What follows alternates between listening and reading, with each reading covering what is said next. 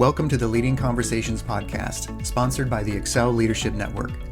On each episode, JD Pairing will have conversations with church planting pastors and leaders from around the country. You can learn more about how to connect with Excel at the end of this podcast. Let's join JD now and listen in on this leading conversation. Welcome to another edition of Leading Conversations with the Excel Leadership Network. This is our podcast, and today we are thrilled to have with us the great, the wonderful Garrett Nates, all the way from Longmont, Colorado. Thanks for being here, Garrett. Yeah, thanks, JD. Thanks for having me. It's a great time to connect with you. Hey, tell us about Longmont. What's Longmont known for? Interesting. Longmont is positioned in between Boulder and then you've got Fort Collins to the north of us. And so we're kind of this community that's kind of sandwiched in between two college towns.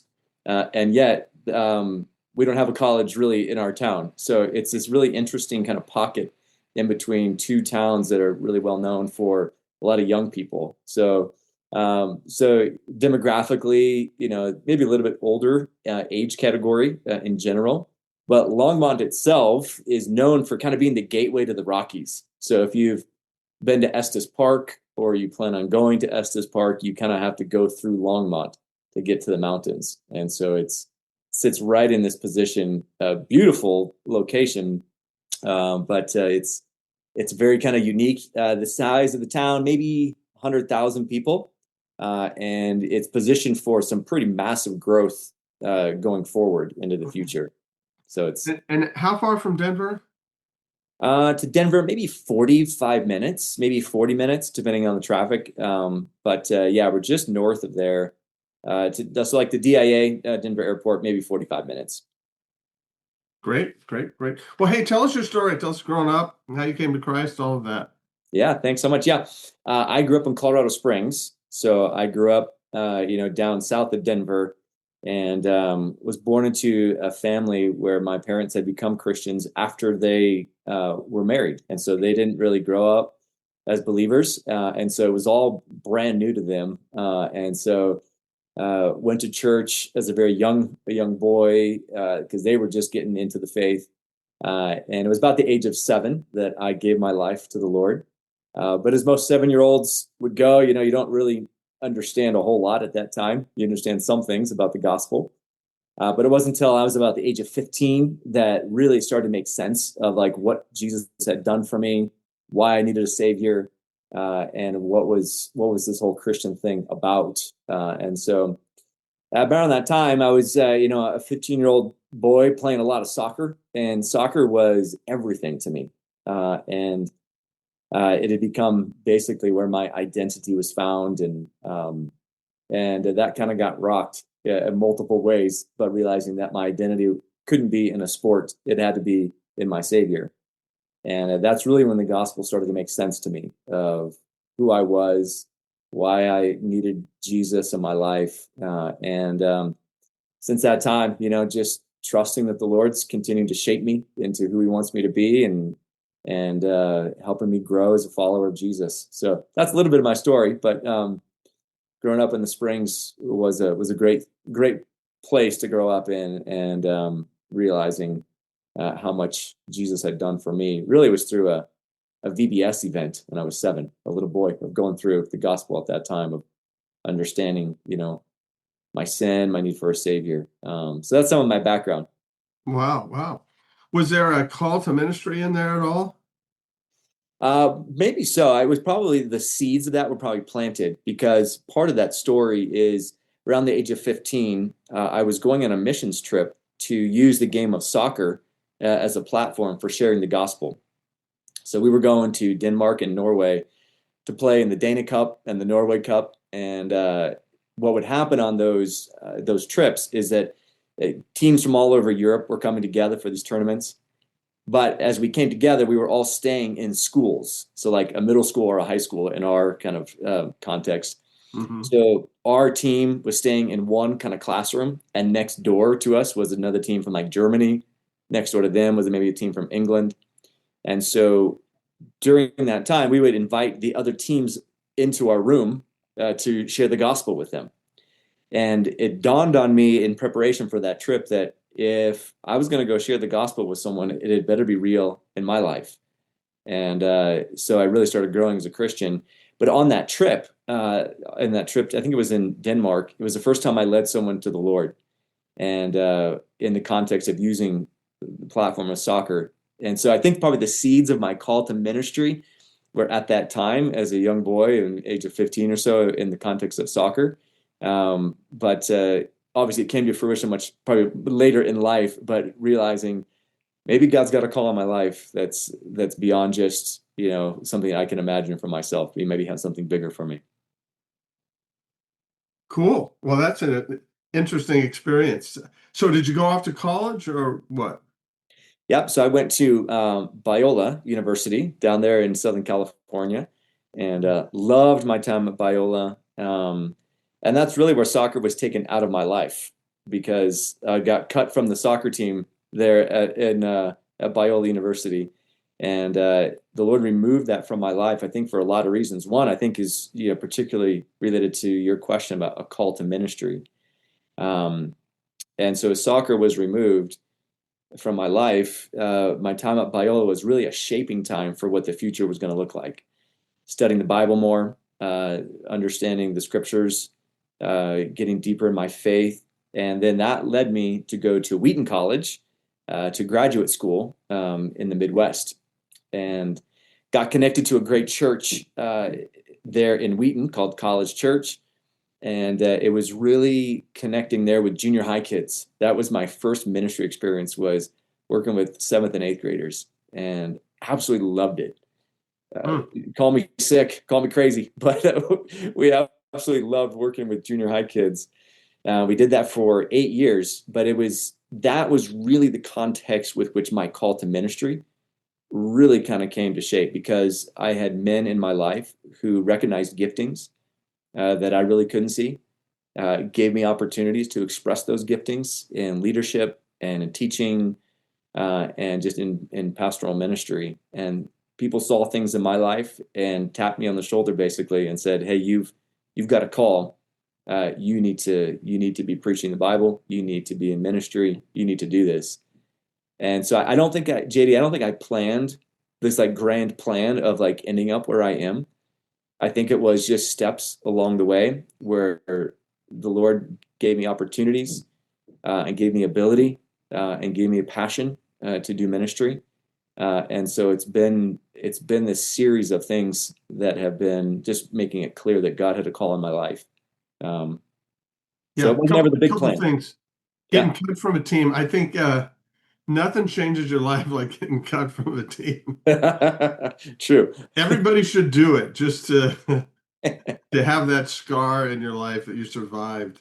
Yes.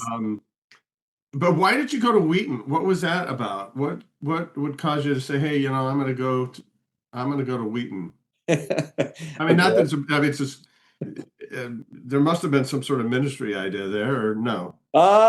Maybe, but it was more my fiance at this. My girl. There you go. So my wife and I met in high school, and so she went to Wheaton College, and I went to Biola. We went the opposite directions to each other. And when she was at Wheaton, when I was at Biola, we got engaged. And so it was totally practical, JD. There was no big plan. It was like, we're going to get married. I should probably live closer to her before we get married. And so we can at least be in the same city together before we tie the knot. It was totally practical. It wasn't like... Okay. Well, that makes a lot of sense. Some people go to a certain college for the curriculum. Most go for a member of the opposite sex, typically. So after Wheaton, you were junior high pastor, or you were doing that for 8 years? While I was doing graduate work at Wheaton College Graduate School. Was on staff at College Church. There, started out in junior high ministry. We ended up being on staff for about 15 years at College Church. 7 or 8 of those years was as a junior high pastor. And then the latter half of those years was the pastor for discipleship ministries. And so I did a kind of a lateral move, you could say, out of junior high ministry and into discipleship ministries. Wow. Did you go straight from there to Longmont? No, I had another stop before we got here. So 15 years there at College Church, and then was in Ohio, a tiny little town called Oxford, Ohio. It's the home of Miami of Ohio. Okay. Yeah. Yeah, if you know that school. So I was a lead pastor there. So I went from College Church, went to Oxford. I was the lead pastor of Oxford Bible Fellowship, and unique context, pure college town. Like the church was right on campus of Miami University, and you go outside the doors of the church, you see freshman dorms. It's just embedded right onto the campus. So we felt a very, very specific call there. We were planting or replanting, you could say, whatever you want to say, a gospel-centered church on the campus of Miami University, so that those students had an opportunity to hear the gospel. And it was an extraordinary opportunity to be there for that time. Ended up being there for 7 years before we came back home, you could say, to Colorado. Okay. Now, how did you get to Longmont? So that's an interesting story because for 7 years, my whole time in Ohio, I'd been praying that if it would be possible that the Lord would lead us back to Colorado. I mean, literally, JD, it was almost like every day. Like we loved where we were at, but we really wanted to come back to Colorado. So we got there in 2015, and 2022, literally 7 years, we were there, and for all those years was praying for an opportunity. So how I got connected here was a random story. I came at a staff meeting, and my phone was ringing. It said Phoenix, Arizona. I don't know anyone in Phoenix besides my son was going to go to Grand Canyon University. I picked up the phone, JD, and it was a guy. He says, "Hey, this is Rod from Agora." And I was like, "Hey, Rod, what's up?" Oh. I don't know Rod. I don't know Agora. He's like, "Hey, there's a church in Longmont that's looking for a lead pastor. Are you interested?" And immediately I'm like, "I've been praying about this for 7 years." I'm like, "So yes, I'm interested." Yeah. And he said, "Great. Thanks so much. We'll send you the profile." Click, hung up. It literally was a 1.5-minute conversation. And then got connected with another gentleman from Agora named Malcolm. And so, yes. And then it went from there of just going through their search process. So Now, that's a pretty historic church, isn't it?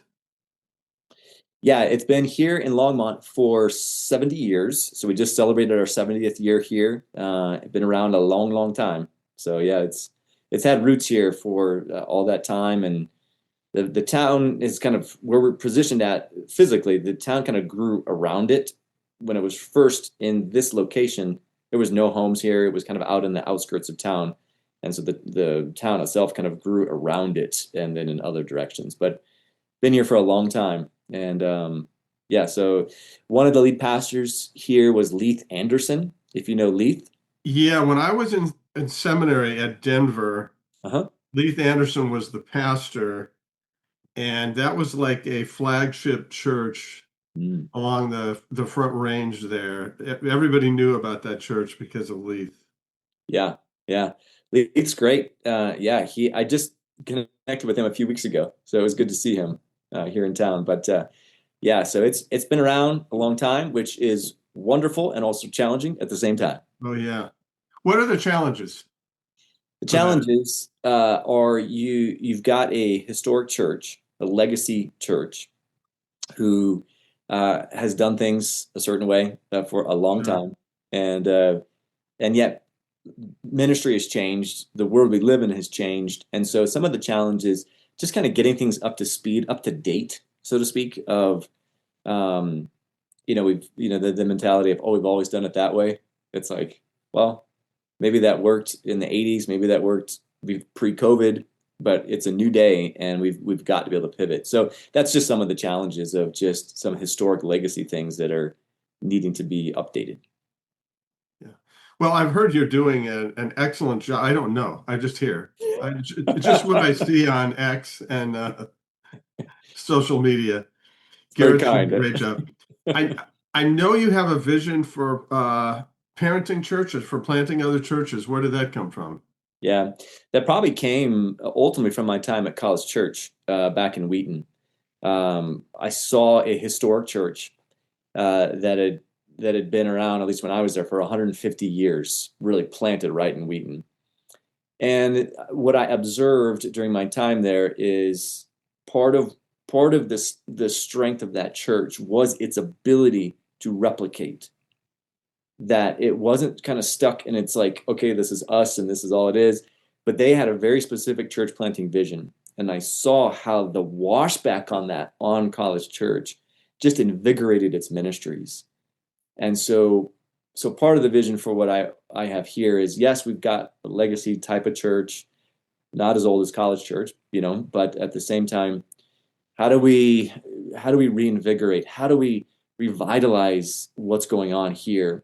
And I think the ability to multiply and to replicate is, yes, it's for the growth of the gospel, but it's also for the revitalization of this church right here. And I think I've seen it experience-wise of the energy that it can provide for the parenting church, as you said, or the sending church that that has a very unique way to really help the church continue to stay on mission and get on mission of why are we here? Why are we doing what we're doing? And not just staying stagnant. So that's part of it. That's where it comes from, of way back in my time in Wheaton. Well, I know you have a is it 3 and 9 vision? Talk about that. Yeah. So the vision we have is to plant 3 churches in 9 years. So if we're on track for that, I really started talking about that probably. Let's see, if we want to plant in 26. That's our first one. So probably about 2 years ago is when I really started talking about us in this 3 and 9. So 2026, 2029, 2032. That is what we are on as far as the potential. So part of that is being able for that to be sustained, of how fast can we plant, but knowing there's financial implications, there's sending implications, there's all kinds of things as the sending church that we want to be able to plant in a way that is strategic, but also sustainable for what we want to be doing. So the 3 and 9 can you is flesh that out a little bit? Flesh out your vision. What you would like to see happen? Yeah. So what we want to see happen, the 3 and 9, is we feel a specific call to plant churches in northern Colorado. Northern Colorado is growing like gangbusters. People want to live here. There are towns like Johnstown, Firestone, Erie, even Longmont, as I mentioned, Berthoud, that are growing like crazy. And the call that we feel to plant in northern Colorado is somewhat related to demographic and population growth. That if we look at northern Colorado, there are literally not enough churches to be able to reach the number of people who are moving into our town. So it's not, I'm sure we could plant a church, hey, go to Atlanta, go to Chicago, go somewhere else, and that would be okay. But we really want to plant along the northern Colorado Front Range because of what we see happening population-wise, church-wise, of what's available, where can people go to church, but also mission-wise related to who's living around us. Majority of the places that people are going to move into are their people aren't reached. They don't know Jesus, and we see churches as the forefront of God's mission to reach people who aren't followers of Jesus Christ. So planting in northern Colorado has multiple reasons for that for us. But just very practically, we've got to keep up with population growth. That's really significant for where we're living. Just to help some other folks who might be saying, well, that's something that we can do. What, in your mind, does a parent church look like? Like, what would that first year look like, the second year, and so on? Is there money involved? What are you guys considering? Yeah, I think there's multiple ways to do it, and I'm not the expert on it at all. But what I see in my mind's eye, if I could just envision it of what I want to see happen, is I imagine that a church planter whatever situation in life he is in, is going to join our staff. And I want him to be embedded into the lifeblood of our church, known by the staff, known by the church, so that when we are launching out, it's not almost like outsourced. Like, okay, great, off you go, and we don't really know you. But to be able, as the parenting church, to have a deep connection with the planter himself, because I would love to see that first year of that guy. He's recruiting like crazy of who's going to go with him. And I know that would be a big challenge because we'll probably lose some really great people, some of our best people. But I have confidence that God's going to backfill that with other good people, that as we send off our best, it'll be tough, it'll be hard. But so I want that first planter in that first year to be able to recruit, a core group of people who are going to be with him, who we get behind and we launch out. So there's financial implications, obviously, for that for us, and we're trying to figure out the best model to do that. But they're on staff. And then imagine for year 2 and year 3, we're still supporting, but it's on a downward scale of what declining scale, yeah. Yeah, a sliding scale. So year 2 is a little bit less. Year 3 a little bit yes. By the end of year 3, they ought to be completely independent from us. The cool thing about that for us, if we're on that 3 and 9 cycle, we keep our budget the same year to year, what we're committing to do to it. That way, then when we bring another planter on, we're not having to ramp up our budget up and down like a roller coaster, but we're staying pretty steady, maybe even increasing as we need to. That's brilliant. But they're just able to move funds differently. So does that make sense? Yeah. Oh no, it's great. It's wonderful. I want to get those ideas out to other churches because your term roller coaster, I think that's the way it works for life. Hey, we're going to put a lot of money in this year, and then we're going to recover, instead of, hey, let's just prepare for this. This is part of what we do. This is our ministry. It revitalizes the mother church. I mean, if you want to revitalize your family, you have a baby, right? Yeah. Or it's easier for grandbabies. I just will tell you, they're easier. So they're expensive, but they're easier. Yes. Well, so right now we're looking for a planter, right? We are. We're praying hard. We pray weekly. My leadership team, my elders are praying about this. Every time we get together, they meet twice a week for prayer. This is on the top of our list for praying, of who, where, when, all the resources that go along with it. So, and we can't do that alone. JD, we need people like you in the Excel Leadership Network. We need people like John Kraft from the Rocky Mountain Church Network, because we don't want this just to be a solo deal. Like, the power of partnership is so significant. Yeah. So we're praying, but we're also trying to work our networks that we've got together. Well, wonderful. Well, that's just fun. And I mean, I always have a heart for Colorado, but I think it's a great place to live. It looks like the Broncos are playing a little bit better. And just hold your breath. It'll change. So don't worry about it. But I mean, that makes a difference on how the whole community feels on Monday, right? Very true. Hey, I appreciate your story. Give us a leadership tip or two. You've been doing this for a while. Yeah. That's a good question. I think I'm continuing to learn, and I think that one of the tips that I've had to learn myself is that every church context is different, and so the ability, as far as a leader, to have a growth mindset personally, that I'm willing to grow, I'm willing to take on new challenges, I'm willing to try things that may or may not work, and to be able to grow with my people and through the ministry experiences that come. I've had some tough ones. I've had some really hard knocks, like most guys who've been around doing this for a long time. And yet I don't want to be discouraged by those things. So my tip really is keep a growth mindset. Don't get stuck, and be able to move where God is moving, and expect him to do things that are going to blow you away. So I could say many things more about that, but the leadership tip really. Do you have a strategy, a plan, a system for your personal growth mindset? Well, it's a lot of personal development, and I read broadly, meaning, that I will read stuff from, Christian leaders, but I also read outside of that as well.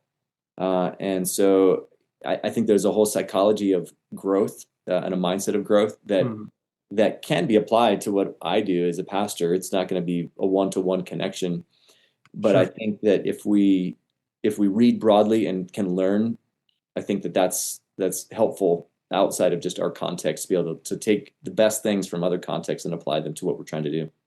Let me ask this: what outside of like the Christian realm, the Bible and Christian leadership books, what's a leadership book or a book on growth that you're reading now or just read that you'd highly recommend? Very good. Shoot, I can't remember the name of the author. It's a lady by the name of Carol. Oh man, JD, I'm gonna have to tell you this another time. But the name of the book is Mindset. Oh yes, okay, Mindset, yes. And she's brilliant in what she's talking about. But she talks about growth mindset in business, in parenting, in sports, and she's done a ton of research on looking at how elementary age kids, you can tell at that age who's got a growth mindset and who's got a fixed mindset. And you can actually teach a growth mindset from some of the things that they're doing. So I can't, first name of the lady is Carol, but I'm missing her last name. Maybe you know it, but it's I know of the book that you're, I don't think I have actually read it. I do know that book changed the whole trajectory of one of our church planters who had been struggling, read that book, changed his life. And one of our planters who's really has an established church now, because they've been around a long time, really helped him make some significant changes. So Carol Merrill from, I don't know what Carol's name is, but Mindset, get the book. Yeah. Garrett recommends it. That's all you need. So, well, that's great. Well, hey, thank you for your time. Thank you for your vision. The 3 and 9 is, boy, that should be doable for a lot of churches. A number of our churches have a 10 and 10 mindset, and we're trying to do 100 this year and all that. Some of that can be overwhelming, but 3 and 9, I think, is just parents going into marriage saying, "Hey, I think we can do 3 kids in 9 years. That's spread out far enough, But I really appreciate that. Thanks for what you're doing there. Are you a Bronco fan? More probably a Bears fan, to be totally honest. That's painful to say, but we'll cheer for the Broncos because it's local. But we like pain in our family. So I'm sorry for your loss. What happened there? Was that just your time in Wheaton? Yeah. It was just Wheaton time. Were they good then? No, they were not good then. Okay. No. Yeah. Well, I will say, go Broncos, go Bears.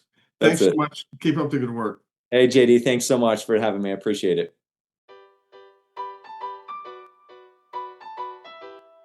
Christian Community Credit Union is America's leader in biblical banking solutions. As a trusted ministry partner of Excel Leadership Network, they are dedicated to serving ministries in all life stages of growth. Whether you're planting a new church or expanding, Christian Community Credit Union will come alongside your ministry to help you grow so you can serve more.